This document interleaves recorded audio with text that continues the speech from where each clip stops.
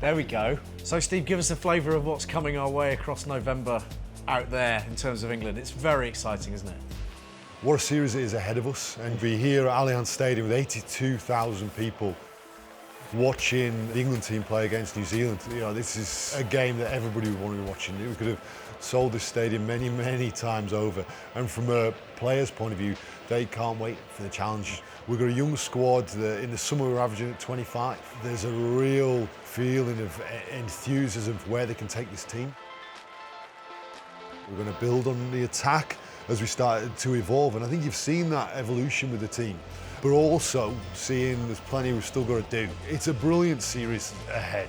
You know, there was a period there where the England team weren't necessarily challenging those teams at the top of the world rankings. Now, we've been able to do that in recent times now. We haven't won as many as we wanted to. In lots of those games, it comes to that final quarter, and we've been in a position to win it, and we haven't been able to convert it to the result we want. Now we're going to make sure we finish the job, and that's been part of the discussion with the players last week. What's your take on the early rounds of the Gallagher Premiership?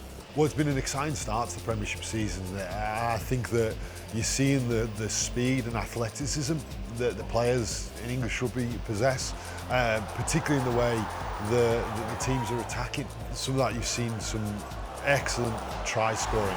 Roebuck will rise, he'll take sensationally and score. We want to make sure we bring the best of what the players are operating on in the Premiership and bring it into the Test arena, which has been part of the growth of this England team throughout 2024.